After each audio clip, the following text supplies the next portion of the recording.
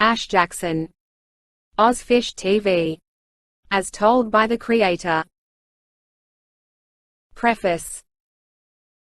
As the author of this booklet, I thought it would be appropriate to introduce myself in context to the events preceding herein. At the time I created Ozfish TV, I was 40 years old and was in the process of my gender transition from being born as a male to living full-time as a woman. I know this sounds quite odd that I would end up creating a television show that had more than 10 seasons, beginning on community TV at Channel 31 in Melbourne, to going nationally via Channel 7, but a lot of baggage accumulates in your life, and as I got older I was in search of peaceful hobbies, hence my return to something I had not done since I was a child. I am releasing my story not as a vindictive revenge plot, but simply to inform the fans of any television show that nothing is as it seems on screen. I have no ill will against anyone mentioned in this story, but it was written at a time when I was still quite a mess, and so for sake of authenticity, I release it now with warts and all, without any fear of retribution or litigation. After all, this is what happened. As I got closer to my 40th year of life, I started to seek out activities that felt okay to be in solitude with myself and a bit more calming. I started enjoying learning to cook, and as always I would obsess over a recipe, with a lot of research, until I discovered something that worked. I also began an interest in fishing, which had not been something I had done since my childhood and teenage years while on holidays at Sorrento or Lake Eildon. My brother Brad told me he often went out on a friend's boat and caught snapper and gummy sharks.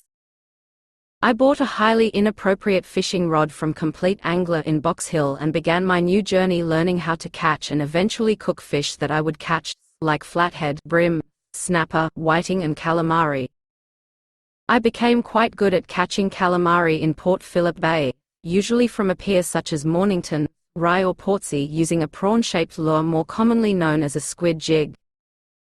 I started going out on the occasional fishing charter with skipper Matt C. that winter, and he taught me the fine art of catching King George whiting. I started to wonder how the average person could afford to successfully go fishing if they had no boat, and had an idea to someday create a DVD or TV show showing accessible and affordable fishing for the everyday angler. While at Mornington Pier, I discovered a charter run by skipper Stuart McConaughey and his wife Sandra. It was here I became friends with a local fishing identity named Glenn Cooper.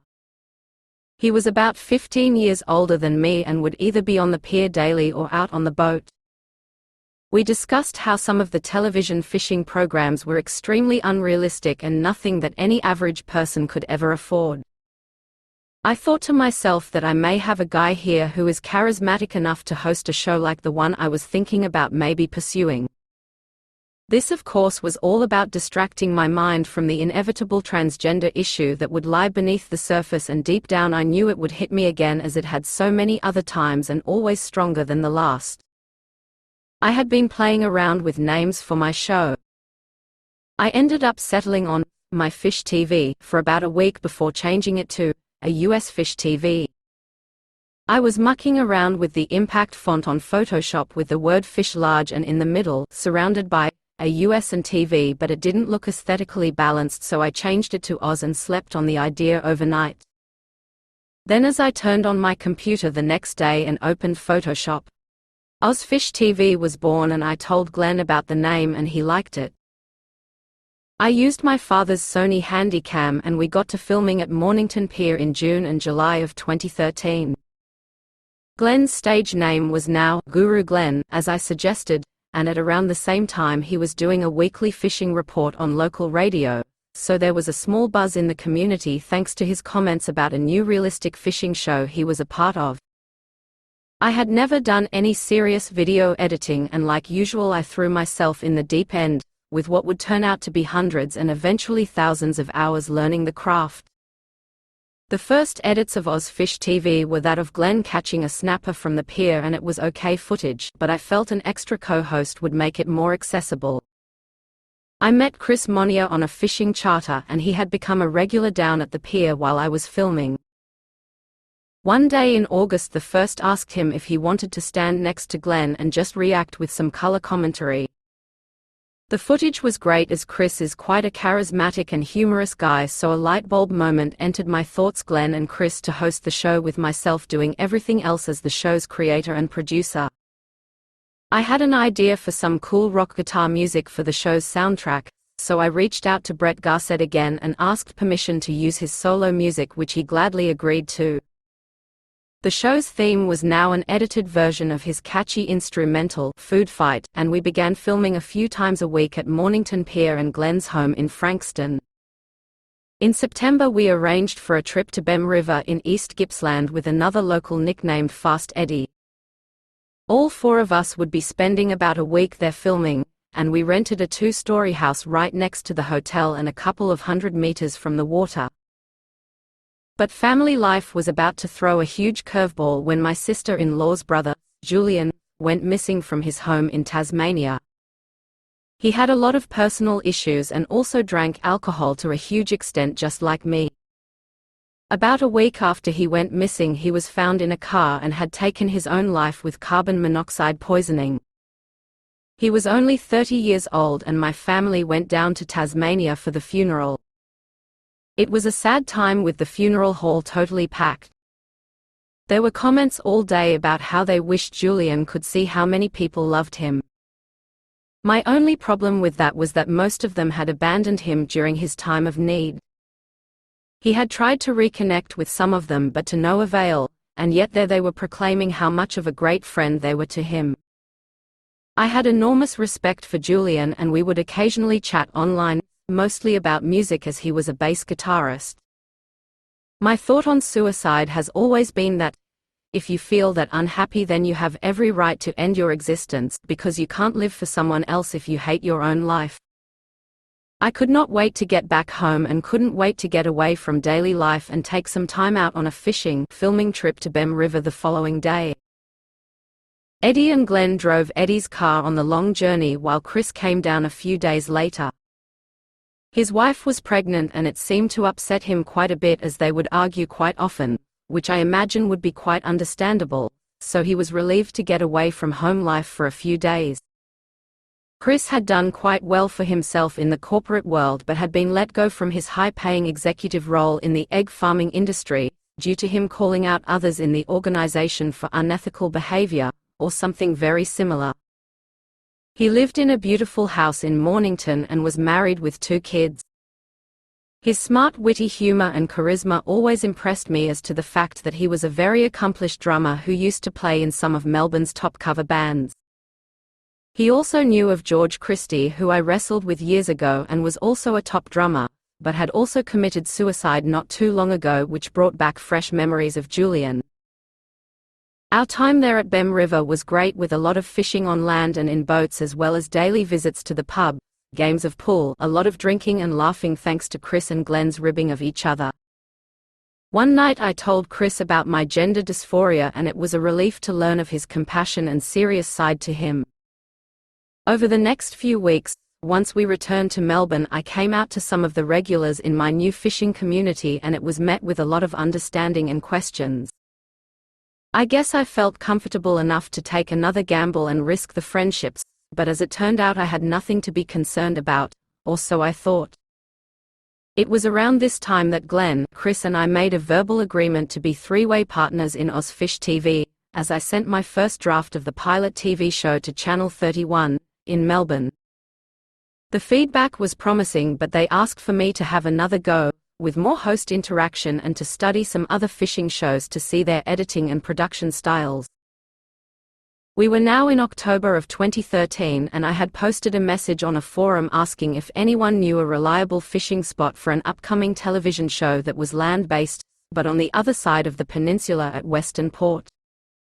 I received a message from a young guy named Jesse Omelhoff, and he invited me to come down to Warneet Pier on the weekend, and he guaranteed some whiting for starters, and maybe other species. It was a great afternoon of fishing, and he did indeed provide me with some decent footage of whiting being caught, as well as describing on camera his rig and bait method. I thought to myself that Jesse might make a good addition as a co-host that might appeal to a younger audience, so I asked him if he wouldn't mind contributing to the occasional segment of the show, but also letting him know that Glenn and Chris were the main hosts. He mentioned that a friend of his owned a tackle store in Pakenham and had aspirations of starting a fishing show also, so I agreed to let him pass on my information, and things seemed to look like I was heading in a positive direction. The next day I got a message from a guy who ran a tackle shop called Pack N Tackle, which was based out of Pakenham, hence the business name abbreviation. He sent me a few clips of him doing different knots and rigs as instructional videos, and another lightbulb moment happened. An expert on tackle would make a great segment on each episode, so I agreed to drive out to his shop and meet with him. He reminded me somewhat of a working-class version of Chris, as he had natural charisma, and I was impressed that he had a fishing shop. His name was Michael Del Marco, but he preferred to be called Mickey D, and his enthusiasm was infectious. He told me about his idea for a show called All Roads Lead to Fishing, and I thought it was okay but quite a mouthful. Once he heard Ozfish TV, his eyes lit up, and he reveled as I described the segments, potential ideas, music, hosts, concepts, and my previous interactions with Channel 31. It was time to take the show to the next level aesthetically, and Mick offered to buy us hats and hoodies with my logo on them if he could be a part of the show.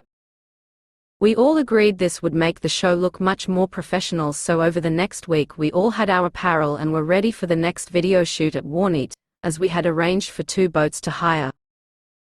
As the show's creator and producer, I thought it might be good for Glenn to step aside and for Chris and Mick to test the waters, and see if I could get some type of chemistry happening with these 2 quite charismatic guys. We got some great footage hunting down some squid, and I knew all the stars had aligned. We had the beginnings of something special and different from any other fishing program.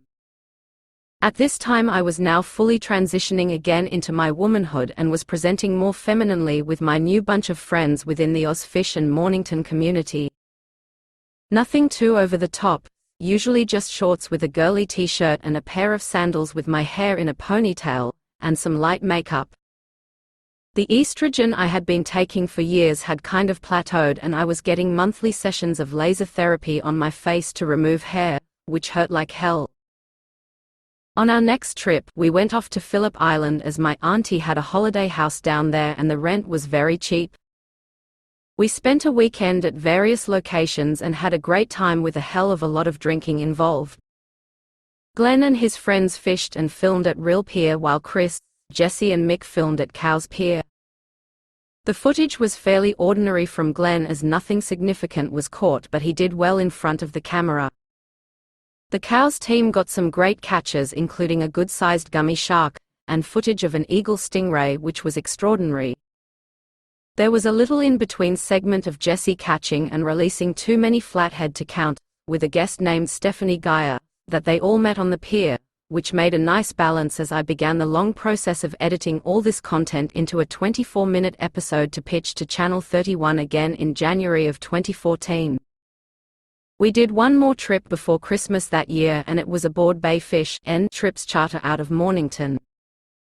Stuart and Sandra had graciously offered to run a twilight charter with all the proceeds from the customers generously donated, so that we could get Mick compensated for the hundreds he had spent on our apparel and towards an extra camera.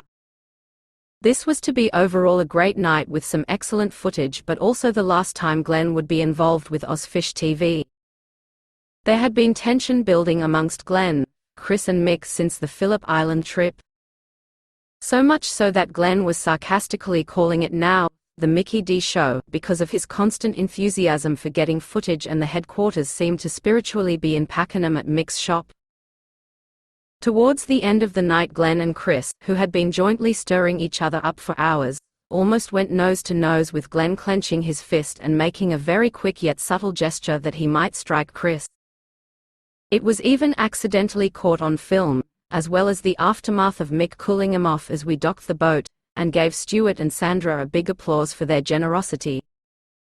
I spent that night at their home in the guest unit out back of their house and tried to analyze what had just happened over several calls from Chris. The tension had been in the air for a while between those two, but this wasn't friends stirring each other for a laugh, this was serious. Now it felt like something was slipping away and I had no control over the outcome.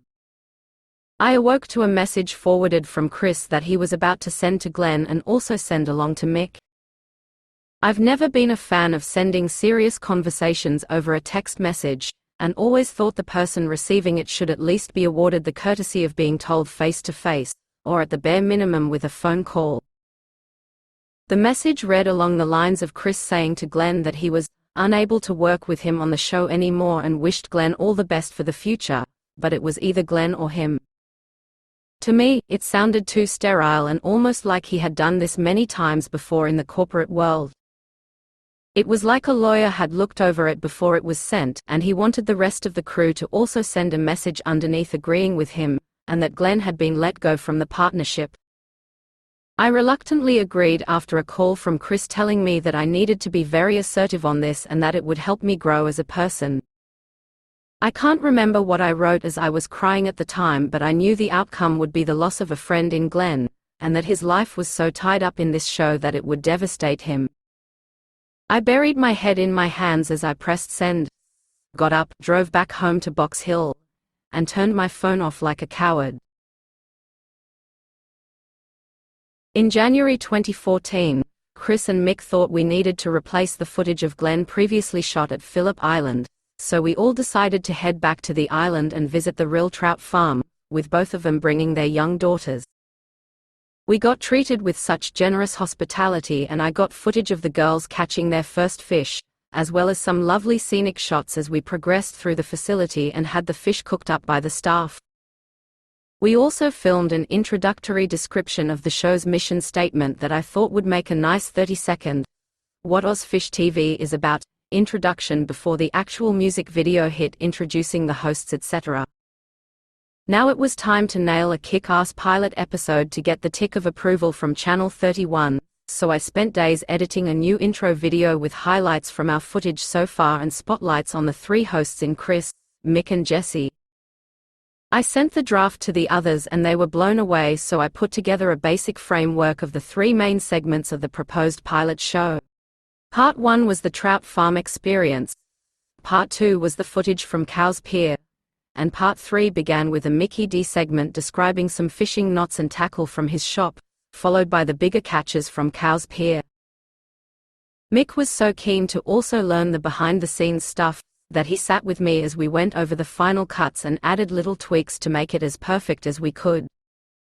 I saw his enthusiasm, so I asked if he would like to be my co-producer and he was over the moon. Now it was time to pitch it to Channel 31 again, but this time I sent Chris and Mick in person with a USB drive of the pilot to pitch, as I knew their charisma would help to get us over the line this time. Chris had also written out a statistical business plan which the program manager was impressed with, showing the target audience and a lot of angling statistics in Australia. I got a call while they headed out of the meeting. Approved instantly for 13 episodes to begin airing in March. Wow! It was now time to find some sponsors so we could financially make this work. They would get a banner for a few seconds before the show started, and so far we had Bayfish and Trips, Real Trout Farm, Pack and Tackle, Gotcha Bait, Black Magic Tackle, and Jarvis Walker amongst a few others. Our next trip was to the 90-mile beach along the southern east coast of Victoria, and in particular Golden Beach, to get some surf fishing footage chasing sharks and any other bycatch. We invited Stephanie along, who the guys had met at Cow's Pier, thinking it might be a nice addition to get her on film showing that it wasn't just a guy thing, but the ladies could fish too and add a different element to the show. It was also nice to have some fellow female company. The footage turned out great, but it was mostly night fishing while we caught about a dozen gummy sharks and other fish. The camping segments were quite humorous, and by the end of the weekend, I was impressed enough with Steph to ask her if she wanted to be involved as a guest co-host, and she was quite keen. She never drank much, but we made up for that by smashing out around 5 or 6 slabs of beer over the weekend. We were all drunk on camera, and it also helped pass the long hours of waiting for fish. Jesse rode in my car the way to and from Golden Beach and we had some great conversations.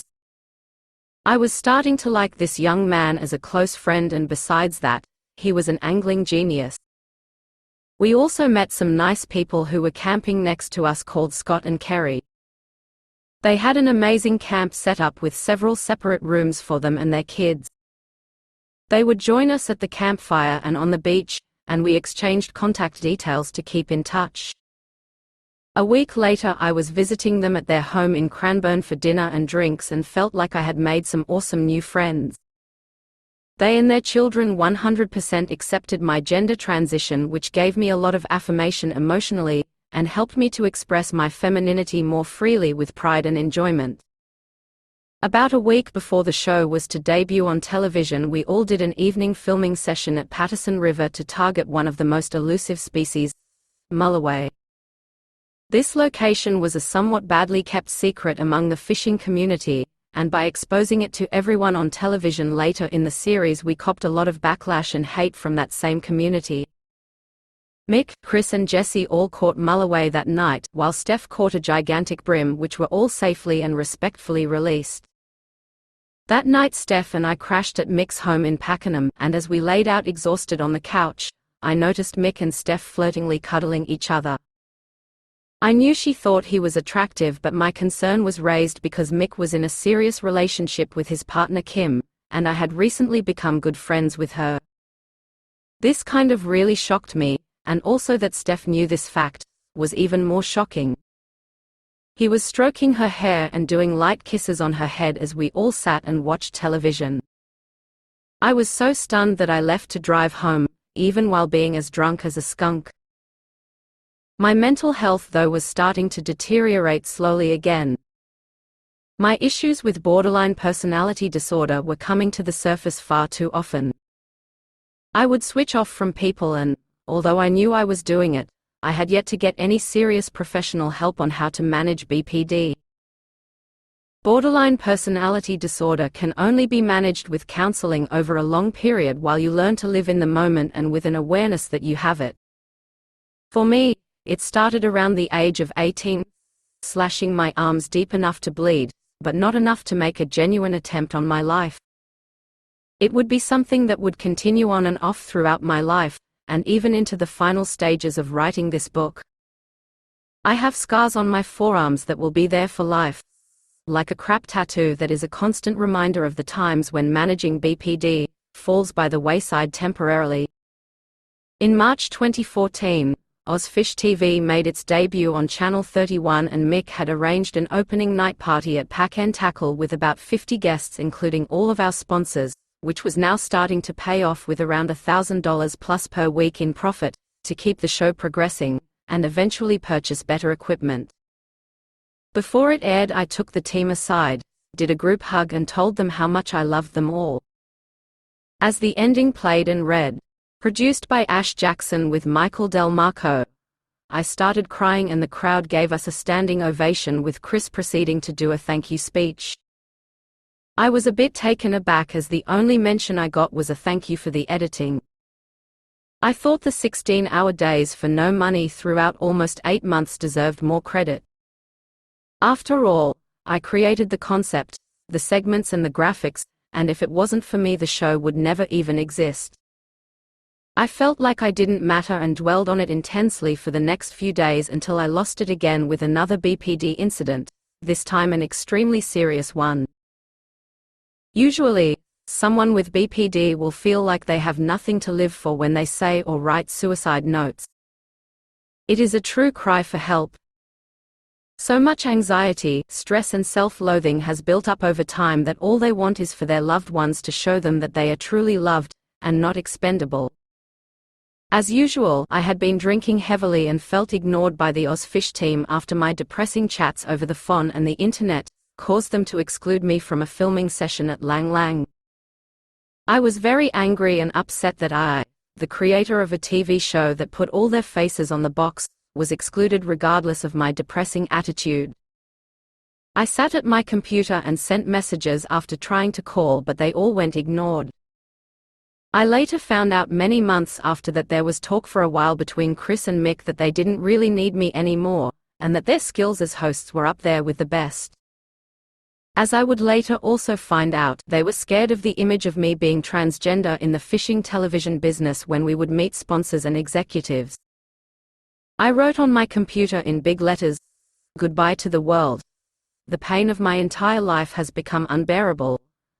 I hate myself. I'm sorry to my family," and left it on screen as I headed to my car and took off with a decent amount of booze, including a bottle of vodka. I turned my phone off as I parked a couple of kilometers away down a side road near Eram Creek where there was a dead end and began drinking and crying. Then I started cutting myself with a razor blade and stayed there for a few hours repeating it all over and over again. After polishing off the vodka and a bunch of beer, I turned my phone back on. I wanted to call my parents as they deserved to hear my voice and not remember my last words as a typed message. My phone messages were going crazy with messages from my parents, Steph, Jesse, Scott, Kerry, but nothing from Chris or Mick. There were also a lot of missed calls from a private number which I presumed was the police.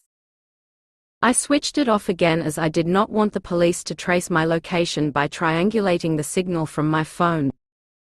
I even removed the battery and decided I would just do it right now as I smashed the empty bottle and grabbed the remainder of the bottle's neck, which was now a shard representing a knife. I had researched the difference between cutting my wrists the right way, or just slicing the main artery in my neck. The most common initial effects are panic and shock. The wrists would be more like going to sleep slowly while the neck would bleed out quickly. There were cons to each method too. The wrists meant more time to panic and change your mind, and the neck was choking to death but was over more promptly. I pressed the knife-edged bottle to my neck, and started pressing firmly to stupidly gauge the pain level I would have to endure briefly. A trickle of blood began to follow and I wanted to call my mum. She had brought me into this world after 9 months of living inside her tummy, and she deserved to hear the words, "I love you." So I rebooted my phone. I called the house phone and my dad picked it up. He said, "Ash, your mother is hysterical here. Please come home, mate, please." The thought of my mum never being able to ever be happy for the rest of her life because of me hit me in an instant, and I asked to speak to her. I was bawling my eyes out with the bottle pressed against my neck as I said, "Mum, I love you. You brought me into this world and it's now time to leave. The pain is too much and I want your blessing as I leave this world now." She replied, "Ash, I'm sorry for not understanding. You are a girl, and I don't want you to hurt anymore. I love you." I instantly hung up. I just lost it. I couldn't take any more of the agony in her voice. I threw the bottle out of the window and switched my phone off again. I can't do this to my parents. They will never recover, and to do so would be cutting their lives short. I had seen the impact of Julian's suicide on his mother, and she was a destroyed and broken person. I drove the car back and parked it down the street facing my parents' house. I cut the lights as I parked and saw several police cars out the front of their home. I knew I would be done for very high-range drunk driving, so I decided to stumble the rest of the way as blood slowly dripped from my arms onto the pavement. Awaiting me was my dad in the driveway, and he hugged me, but my brain was now too numb and void of emotion. I was in the midst of a nervous breakdown and my brain had switched off. My mum hugged me and I was like a robot, completely null of any emotion. My soul was broken. My heart was hurting and my brain was too traumatized by alcohol and emotion to understand any realm of the slightest form of reality. The rest of the night was a blur. The police asked me questions out of concern, but I didn't say anything. Paramedics showed up as well as Scott and Kerry to support my parents. Their eldest daughter also had BPD, so I guess their understanding and compassion made them sympathetic to the events of that night. Off to Box Hill Hospital I went in an ambulance to get stitched up and evaluated by the psychiatry department. I had again disappointed a lot of people, but I felt relieved to be alive. That was the closest I had ever been to visiting the great unknown. The fallout from my so-called attention-seeking, according to Chris, was a similar message on my phone to the one he had sent Glenn months earlier. The usual bullshit saying he cannot continue working with me, that I am a very selfish person, etc. When I arrived home the next day, the only contact I received was Stuart, from the Mornington charter boat. We had become quite good friends, and he asked if I wanted to come visit him and Sandra and stay the night at their house while watching the latest episode of the show, which featured a segment on their charter plus a commercial that I had created for them. It felt good to have them on my side as I described how I felt about Chris and Mick. He also agreed he had seen their egos skyrocket and called them a bunch of egomaniacs. I liked that analysis as it meant that what I was feeling and observing was also being noticed by others. The show was somewhat in limbo, yet I still had to deliver the rest of the 13-episode season to Channel 31. Later in the week, Mick called and seemed a bit distant towards me, but I suggested we go Friday night for a filming session. He was unsure whether Chris would want to be involved, but we organized the team for a twilight fish at Half Moon Bay in Black Rock. Jesse saw me and gave me a massive hug, while Chris ignored me until I bit the bullet, became the better person, and apologized. Things slowly seemed a bit better over the next month, but I found myself increasingly losing little bits of control, as Mick and Jesse started to make attempts at trimming and editing footage which reminded me, standard-wise, of where I was 6 months earlier. Stephanie and I had developed a strong bond since she joined the crew, partly because we were the only girls, and also because she was a Christian and we would talk about religious matters knowing that I used to be one. I think the qualities of love, acceptance, forgiveness and kindness are all inherently human values. We all want to live in peace, and there is no mystical all-knowing God that makes us intrinsically do that. It's in our human nature. We should not fear death and spend our whole life working towards getting into some fanciful afterlife. Our heaven is the here and now, so make the most of it, even with your demons and all. Easily said but much harder to do. Over the next few weeks, Steph slowly started to become distant, as did everyone associated with the show. I was used to losing friends because of my BPD issues, but this felt subtly different. I knew something was up.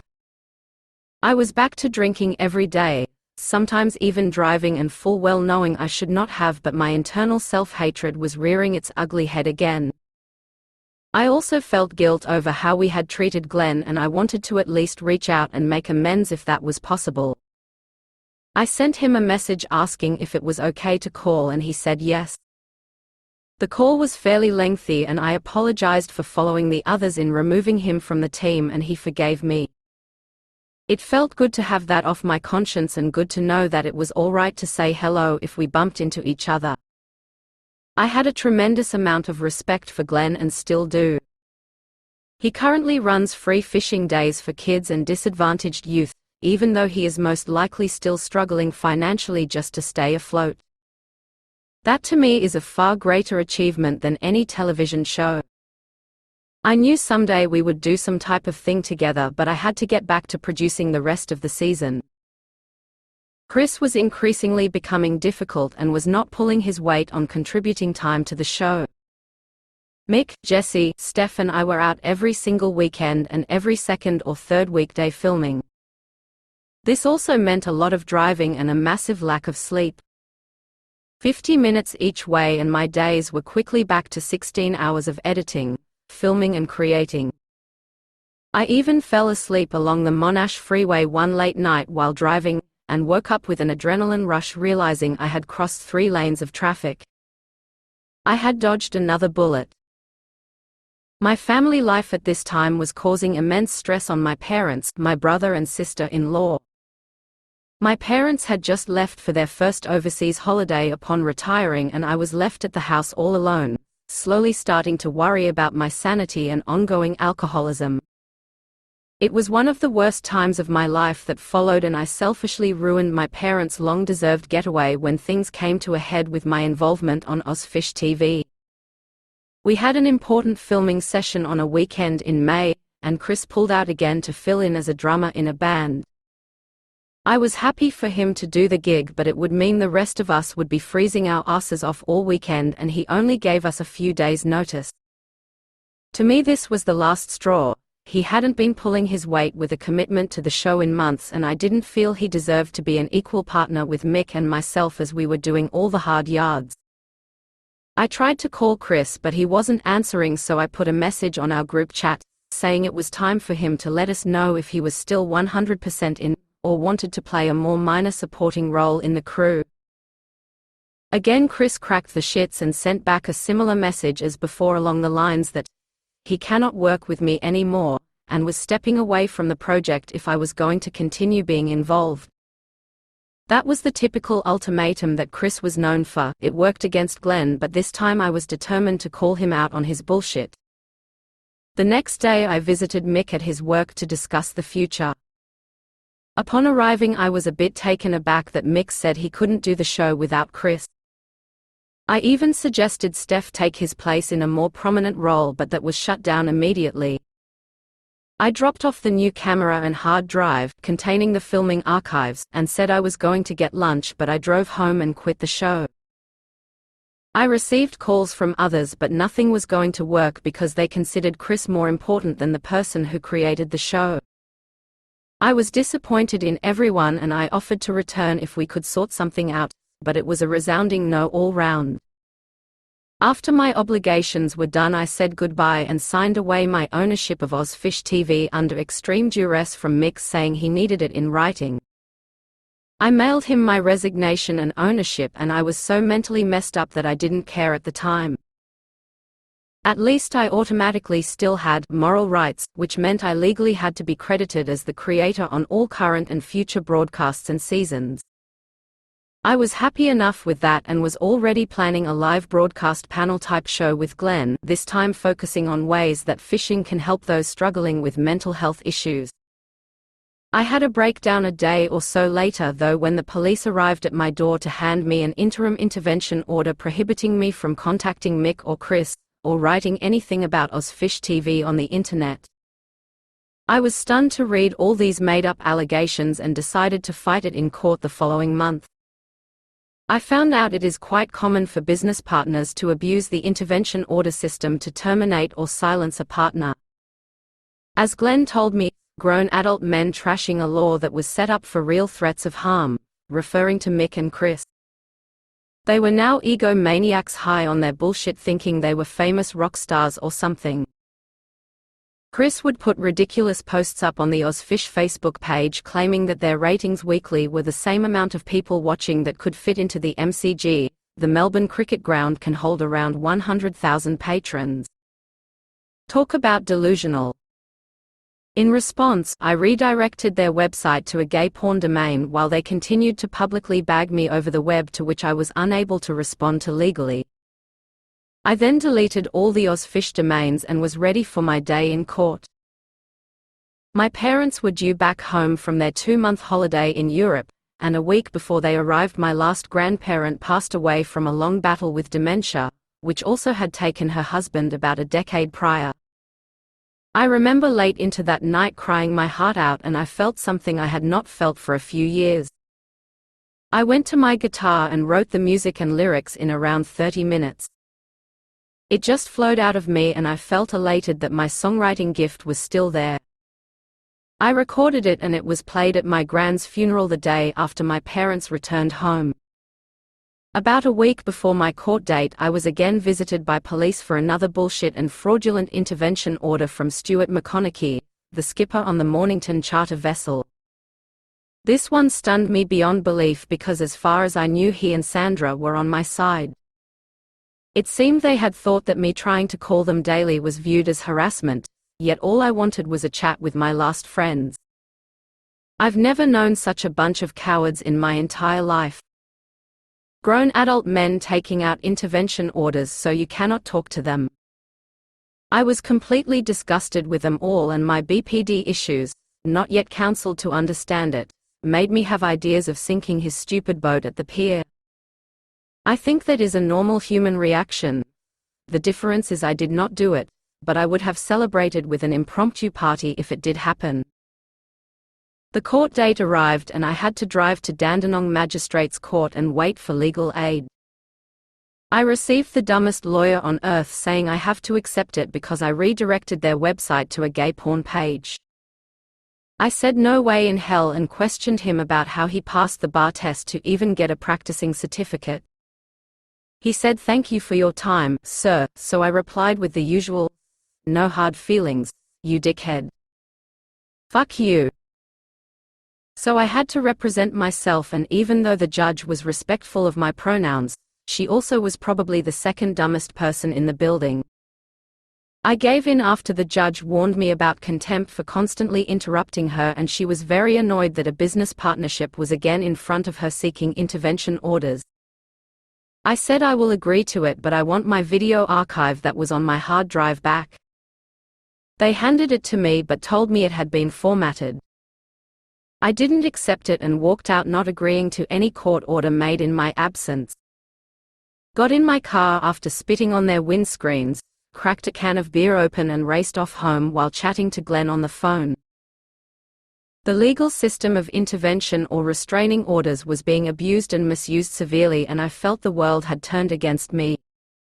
Mick, Chris and Jesse still had a couple more surprises for me over the next few months that would ultimately destroy me and send my body into shutdown with chronic depression and zero self-worth. The police tried over the next few weeks to serve me the final intervention order paperwork, but I refused to answer the door. I was starting to despise the legal system and even set booby traps along the driveway to alert me of anyone entering the property. Eventually, the police served me the paperwork after recognizing me walking down to the bus stop, so I removed the booby traps and wiped my ass with the order. After seeing my new doctor at the Prahran Market Clinic, I felt it was time to do a mental health plan and to stop self-medicating, as it was destroying myself and my family. I was put on naltrexone, which is an opioid blocker that removes any desire to continue drinking even after one sip. It worked so well that I was feeling like a new person, plus my counseling sessions were starting to open my eyes on how to learn to manage BPD. The morons at Ozfish still couldn't let it go. They had me criminally charged for breaching their intervention order.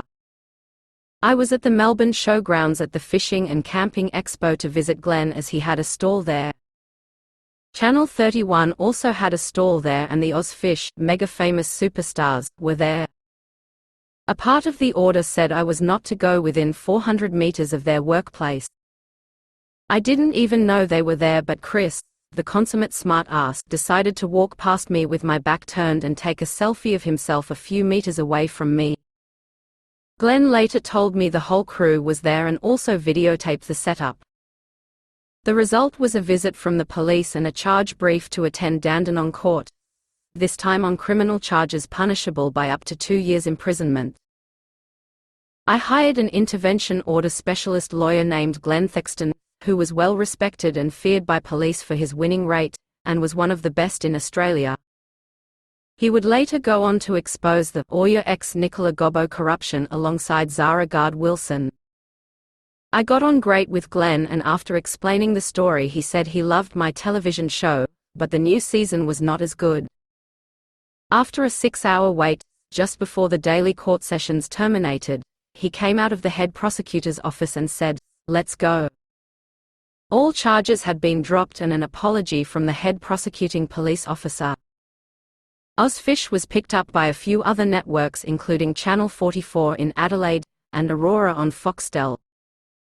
Even the Australian Fishing Network, AFN, which was the biggest distributor of magazines, DVDs and mainstream media outlets, took it on board as an online streaming series. But another kick in the teeth was about to happen. They cut off the end credits to now read, produced by Jesse Omelhoff, with Michael Del Marco as the editor. I could not believe what I was seeing. All my 13 episodes of Season 1 had zero mention of me. I knew this was highly illegal and a case of stolen intellectual property and fraud. I still had legal moral rights and needed to be credited correctly for that season and every season to follow. What a disgusting act, but there was more to come from these oxygen thieves. I recorded the entire false credits each week as evidence for my intellectual property lawyer, who was giving me advice pro bono after a recommendation from my former university lecturer Dr. Kevin Purcell. Then Ozfish dropped another classless act by trademarking the name and the logo that I designed. By the time I found out, it had already been approved. I never have known such human filth, and perhaps this book may serve as their karma so many years later. The rights I signed away had zero merit, and any contract lawyer would laugh at it. Their mistake cemented that by offering me no remuneration for work done and an agreement signed under extreme duress. It was invalid, as my lawyer said, and made worse by their public broadcast efforts showing misrepresentation by changing the credits, so I had a strong case for litigation. But with a starting price in the tens of thousands, I couldn't pursue it. At a rough guess, I would say I would be owed in the hundreds of thousands by Ozfish TV for earnings lost, complimentary gifts such as kayaks, boats, resort holidays, and the fact they committed and still do continue to commit fraud and misrepresentation because I created the show. They would still be sitting on a pier if it wasn't for me. That's also another lie when the subject of piers comes up. On radio and podcasts, Mick and Chris claim they came up with the name Ozfish TV and the concept while fishing together on Mornington Pier. Now their lies are exposed to the fishing community and executives on television networks. Maybe they will have to go back to sitting on a pier as opposed to jet-setting around Australia spending my royalty money, thanks to Channel 7. I have all the graphics, early video footage and other intellectual property digitally time-stamped, which shows they were not even involved when I created the concept. As my overall health started to improve, I eventually decided to do a brand new show again with Guru Glenn and his friend, a Kiwi called Brian Rowley, or Nyui, as he was nicknamed. We decided to focus not so much on the fishing techniques as every other show was doing, but to do it more as a real-life show focusing on using fishing as a hobby or therapy to treat mental health issues and disabilities. I also wanted to add more of a journey feel to each episode and edit it into a more reality-based concept. As a fan of reality shows like The Kardashians, Jersey Shore, and Vanderpump Rules, I began a journey that would take my production skills far beyond what any other fishing show was doing. I wanted a world-class production, and throughout the next few months, I gave it a damn good shot, editing a monthly special and eventually creating Australia's first ever live weekly fishing show broadcast, in the style of a round-table panel discussion idea. Channel 31 wouldn't touch anything I did, so it was all on YouTube, as well as the creation of my streaming network called Fisho TV.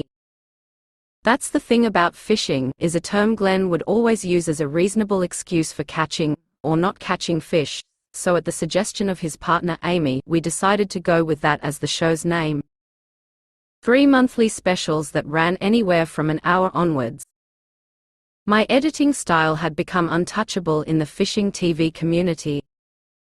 Nothing was close to it, not even I Fish with Paul Westerling, and certainly not those clowns at Ozfish. I also started a weekly live broadcast from the Bell Marine Factory starring Guru Glenn, Nyui, a newcomer Carl Zomley, and regular caller to the show Spyro from Broadmeadows, who was an employee at Bell Marine taking the piss out of any guests we had on the show. The production of the live show was limited to 3 set and forget webcams and me on computer queuing segments, commercial breaks, and fishing reports. Each Wednesday Carl and I would go to a new fishing location and chat to the public on a segment that resembled Sam Newman's Street Talk on Channel 9's The Footy Show. Lots of laughs were had, and then I would quickly go and edit it all down for the show at 7:30 that same night. We did 10 episodes leading right up to the final Christmas special, but it was becoming too much for me mentally after an incident with Stuart the day of the second last show. As part of his intervention order, I could not go within 400 meters of his workplace, which was his boat docked at Mornington Pier. I had been going there a few times and would always make sure his boat was out doing a charter, so legally I was allowed to fish there. One day before the show was to air that night, he suddenly approached me. His boat had come in, but I couldn't see it. The idiot tried to get a rise out of me by calling me derogatory names, so I gave him the finger as he walked off and noticed his deckhand, Jessica O'Neill, was filming the incident from afar. They had set me up big time, so I approached the foolish deckhand and said stop filming as I put my hand over the lens. She ran off hysterically overacting and I got charged with assault. That is a shit legal system for that to be considered assault. I got fined $600 with no conviction for breaching an intervention order. I had no lawyer, just a legal aid counsel, and just wanted it all over. This is perjury if you have to say you are guilty in court, because legal aid won't represent a not guilty plea, unless it is inevitable you could go to prison. Fuck them, I did nothing no other regular human would do, and I will never be sorry for that. My world was now shattered again as I detransitioned and threw away my entire female wardrobe. I ended all my friendships and cared about no one, not even my family. My BPD was not being managed well and I was drinking again secretly. My body was shutting down and I crawled into my bed at my parents' house for the next year, barely eating, showering once a month, and sleeping 20+ hours a day. When I was awake and my first thought upon coming out of slumber was always, damn it, I'm still alive. I was done with the world and done with myself. The next year passed quicker than you might expect. When you have given up and your body and brain switch off, then sleeping passes the time, even though the act of sleeping was constantly giving me the most horrific nightmares you could ever imagine. I hoped I would pass away peacefully in my sleep and was taking Restivit sedatives like they were out of fashion. I just did not care about anyone anymore. I had nothing more to live for, and the damage called my life was telling me to fade away and make everyone more at peace with my crap not being dumped on their plate. I remembered that Brian Wilson from the Beach Boys once spent a few years in bed, and I thought that was the silliest thing I had ever heard, but here I was at that same place. I just didn't have the talent or success he had, and I felt like no one cared. That's just Ash being Ash, is what I presume everyone thought. I hated the world. I had given it so much love and creativity, and I felt I was owed something. Not one of my friends, former friends or family can name a song I have written even to this very day. That has and always will bother me. Just because someone is famous and has a record deal does not mean they have talent. There are far more musicians out there, a million times more talented than most chart-topping artists. They just haven't had their lucky break or gone down on their knees yet. This was the first of the 2 times I have detransitioned. Neither because of me, but solely a reflection of mental damage delivered to me by society. That entire time was a blur and felt like it passed in a blink of an eye.